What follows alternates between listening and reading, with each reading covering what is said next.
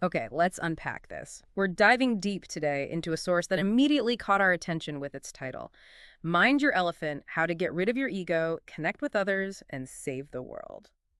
That's quite a claim, isn't it? Mm. Suggests a pretty direct path from, inner work Mm-hmm. right out to global change. Yeah. It definitely tells you this source is going to cover a lot of ground. Absolutely. In this deep dive, it's really about exploring that exact connection the source lays out. This idea that dealing with our internal elephant, which connects to ego, but also cultural conditioning, is somehow key to building a better world outside. Right. And the sheer variety of topics is something else. I mean, it goes from very personal stuff like fears and how we relate to each other, all the way to, well, critiquing global economics and even sketching out a vision for a future society. So our mission here is to guide you through this material's, let's say, unique viewpoint. We want to pull out the core ideas, see what resonates, and maybe what it offers for, personal reflection, but also for thinking about these bigger societal challenges and possibilities. Exactly. It's about tracing that line the source draws, connecting our internal state to the collective reality we're all part of. Okay, so let's start where the title does, with the elephant. What exactly is this core metaphor about, according to the source? Well, the elephant seems to stand for the ego, yeah, but maybe more importantly, for the sort of deep-seated cultural conditioning we all absorb. The basic idea is that the way our culture programs us, our mental habits, might not actually be serving us very well, might not help us connect. And the source gets specific, right? It points to certain cultural traits, habits the elephant encourages, like possessiveness. Yeah, that's a big one. Defining yourself by what you buy, accumulating stuff. The source even suggests this can extend to wanting to sort of own or control people in relationships. It ties this into the whole cycle of, graduate, get a job, buy things, get a mortgage, buy more. You need to possess things, maybe even people, to feel okay. Then there's this focus on external pleasure, always looking outside for happiness. Right. There's this anecdote in the source, a realization on a beach. Like, all this external searching, but maybe the real source of joy is actually internal. Which is a common enough idea, but maybe our culture really amplifies that external search, tells us happiness is something you consume. Could be. And fear. The source presents fear as incredibly pervasive. Fear of what? Illness, death, failure? All of those. Change, uncertainty. And here's where the source makes a pretty bold claim. It suggests this fear is sometimes actively used to drive political agendas, economic aims. Used how? It gives examples like the bird flu scare, alleging it made billions for drug companies. Hmm. Or the war on terror, costing trillions, and the source is quite blunt here, pointing out that statistically, something like nut allergies might kill a similar number of Americans in a year. Yeah. It really frames fear as a tool for control and for profit. That's a strong perspective. It also mentions an addiction to predictability. Yeah, like constantly needing forecasts, news updates, models, trying to nail down certainty in a world that's just fundamentally, unpredictable, not linear. And the source suggests this comes from being disconnected from the present. That seems to be the idea. If you're always trying to predict or control tomorrow, you're not fully here today. Which links to just keeping busy, the constant thinking, acting like machines without rhyme or reason, as the quote goes. Right. This sort of restless, maybe even aimless activity and thought. The source argues it makes us an obsessive, compulsive generation and pulls us away from just, being present. And finally, it touches on identity, how this conditioning starts from birth, making us anxious about the future or defining ourselves by past stories, past achievements.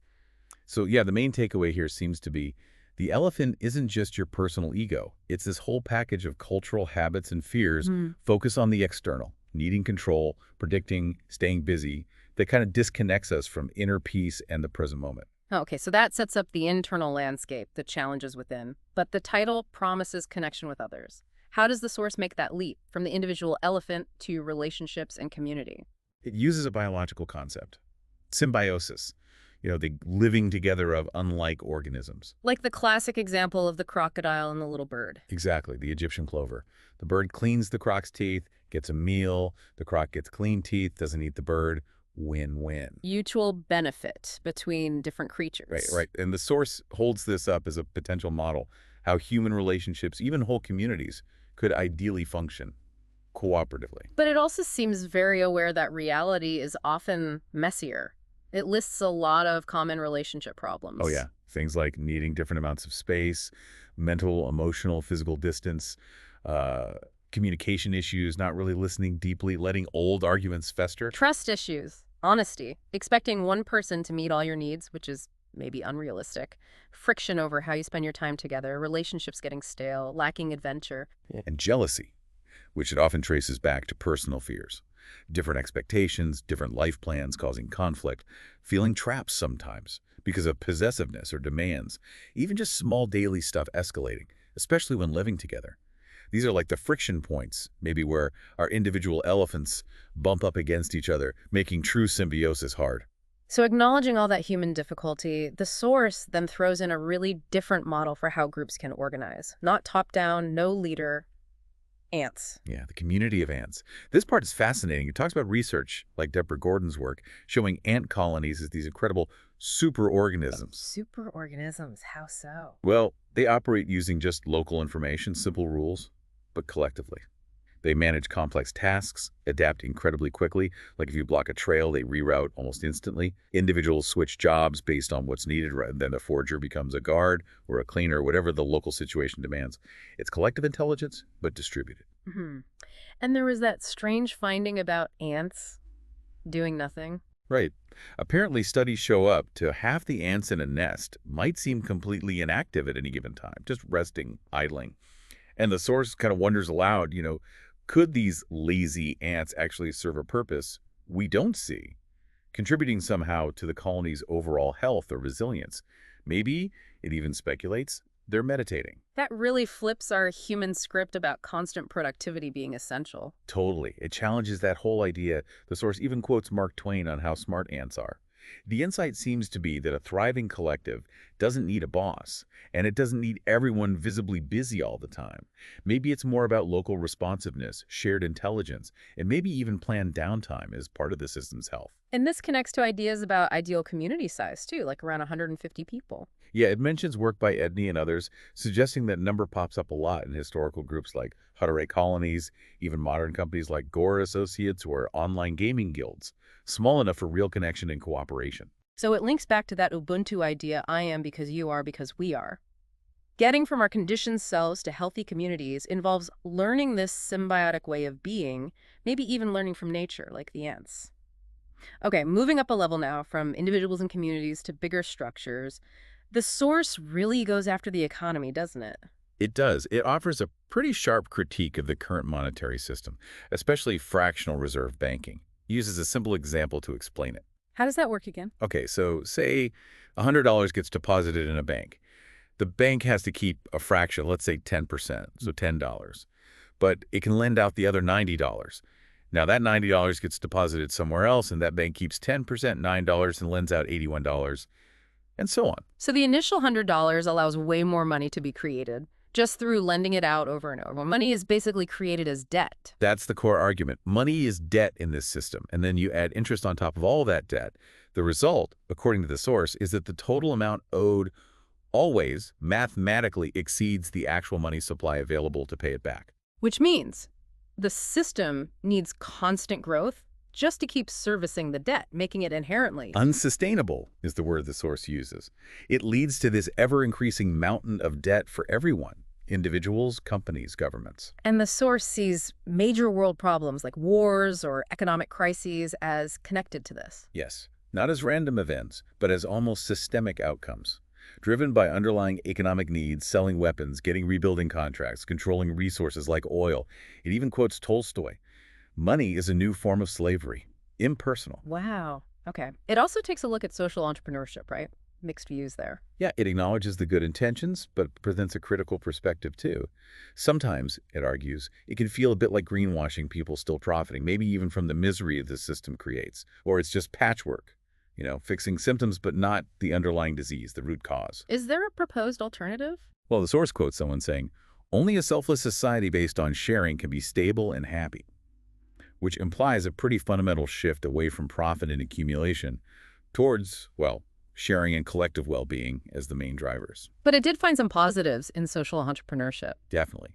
It highlights the passion and sense of meaning many social entrepreneurs have, their ability to see opportunity in a problem, and the practical wisdom of testing solutions small scale first before trying to scale them up. So The takeaway here is a deep challenge to our current economic model. Arguing its debt-based nature is inherently unstable and potentially fuels larger conflicts and problems. Okay, so after critiquing the present, the source really takes a leap, doesn't it? It starts envisioning a radically different future, moving beyond monetarism. Yeah, it definitely does. It mentions other thinkers, like the Tofflers, or movements like Zeitgeist, who've explored similar ideas of future where money isn't the main thing. Maybe it coexists for a while during a transition, but eventually fades. And it gets pretty specific about what this future world might look like based on dialogues and descriptions in the source material. It's described as an egoless and cooperative paradigm. People are less defensive, more approachable, less weighed down by all that cultural conditioning we talked about. Gender roles fade, balance becomes more important. Right, a balance between feminine and masculine energies rather than rigid roles. And relationships change too. Love isn't confined to legal structures like marriage. So marriage becomes obsolete, but deep connections still exist. Exactly.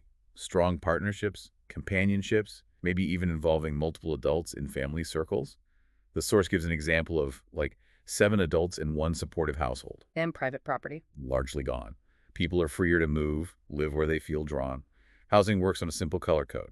Red for occupied private, yellow means someone's there, but it's potentially shareable. Green means totally open and available. What about work? Repetitive, tedious, or dangerous tasks get handled by intelligent automation. Automated cleaning, basic food production and delivery. Things Dr. Norbert Wiener called a degradation for humans to do. This frees people up for other things. Transportation sounds different too. Slower, more present. Yeah, favoring things like skateboards, bicycles, even horses, alongside efficient public transport like travelators, monorails, magnet trains, freight boats. Airports apparently become unnecessary. And the cities themselves. Totally transformed. Green, quiet, peaceful. Integrated with nature using circular resource systems optimized for space and energy. Animals co-inhabit these spaces peacefully. Communication also evolves. Big time. More emphasis on deep listening. And the source suggests a kind of universal world language might emerge, maybe based on sounds or wavelengths, less prone to cultural misinterpretation. Looks like scientific formulas when written. It even mentions rediscovering latent abilities like telepathy. Wow. Okay. What about information? A central knowledge repository, like a super advanced internet, accessible to everyone with instant translation. All human knowledge, open to all. And politics, government. This is maybe the most radical bit. After some kind of great shift or collective awakening, the source suggests the political structure as we know it dissolves. Complex system decisions might be handled by a computerized system, guided by common sense and compassion. Laws, police, prisons become unnecessary because the underlying consciousness has shifted. People focus on development, creativity, not control. What about religion? Institutions fade away as people see the common source behind different teachings. It becomes less about belief, more about direct knowledge, reverence for life, for nature itself. It sounds incredibly synergistic. Exactly.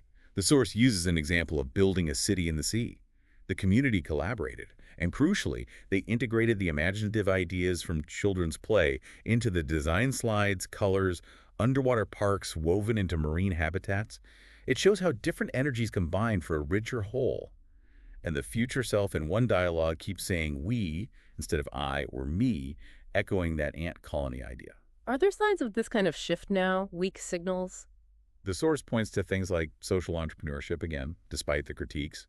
Also things like polyamory exploring unrestricted love, relationships based on shared values, not rules, and open source communities where people collaborate globally without money changing hands. And it mentions underlying values for this new culture. Yeah, things like authenticity, generosity, development, aspiration, acceptance, betterment, wisdom-based values, forming the cultural foundation instead of accumulation or competition. So the core vision here is that shedding the elephant, the ego, the fear, the conditioning, unlocks this potential for a completely different society, one based on cooperation, connection, abundance, and well-being.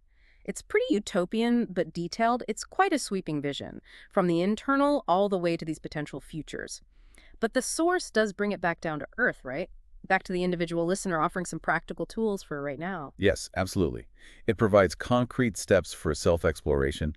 It starts by asking us to notice the internal barriers, these 3 voices it calls them, that can hold us back or cloud our judgment. Okay, what are the 3 voices? First is the voice of judgment. This is the voice that according to the source, shuts down our open mind, makes us just download old opinions instead of being genuinely curious or inquiring. Second. The voice of cynicism. This one shuts down an open heart, leads us to disconnect, withdraw, maybe become sarcastic, instead of truly relating or feeling empathy. And the third voice. The voice of fear. This shuts down our open will. It makes us cling to what's familiar, hold on to the past or the status quo, instead of letting go and moving forward, embracing what wants to emerge. So just noticing when those voices are active is the first step. That's presented as key. Then, the source gives 6 specific questions for self-reflection to dig a bit deeper. All right, what are they? First, what are you stopping? Meaning, what things have you stopped doing that actually used to bring you joy or energy? Hobbies, activities, connections. Okay. Second? What are you letting go of? This pushes you to look at what's weighing you down. Possessions, maybe relationships, old habits, limiting beliefs, stuck emotions. What needs to be released? Third is about energy. Right. Energy. What are your most vital sources of energy right now? What feels genuinely positive? What do you really love doing or engaging with? Fourth, emerging you. Yeah. What new parts of yourself, new interests, new questions or themes are bubbling up lately? Yeah. What direction do you feel yourself growing in? What are you becoming? Fifth is metacognition. Sounds complex. It just means observing yourself. Try to take a bird's eye view. Look down at yourself. What is this person actually doing? What's their journey look like right now, professionally and personally? Just observing without judgment. And the last one involves community. Sixth, your community. Think about people who see you from different angles, close family, friends, coworkers, maybe even someone you don't know well. From their perspective, what are their highest hopes for your future? What positive things, what potential do they see in you? So these coils are really tools, aren't they? Tools to help you confront that inner elephant, see the conditioning, the fear, but also connect with what gives you energy, where you're heading, and how others see your strengths. It connects the inner work to potential outward change. Exactly. The insight is that the transformation has to start with that honest look inside, identifying the blocks, but also connecting with your authentic energy and the positive reflections you get from your community. So we've journeyed through Mind Your Elephant. We've explored its take on the individual elephant, that mix of ego and cultural programming. We looked at relationship dynamics, the surprising model of the ant community. Then the sharp critique of debt-based economics, and that really vivid, almost science fiction vision of a cooperative future society. And finally, it brought us back to practical self-reflection, suggesting that changing the world kind of starts with understanding and changing our own inner world. It's definitely a source that offers a very specific, very integrated perspective, a kind of blueprint maybe, and some tools for thinking about these huge, interconnected topics. It certainly pushes you to question a lot of assumptions we might take for granted about work, success, relationships, even reality. It does. So here's a final thought to leave you with, inspired by the source. If our current world is so heavily shaped by that elephant, the ego, the conditioning, the fear what might actually emerge if we consciously tried to cultivate more of that community of ants mindset. You mean prioritizing connection, cooperation, distributed intelligence, letting go of things that don't serve the collective good. Yeah. What could that look like even on a small scale? What's one specific, maybe tiny step towards cultivating that different mindset that you, personally, could explore today?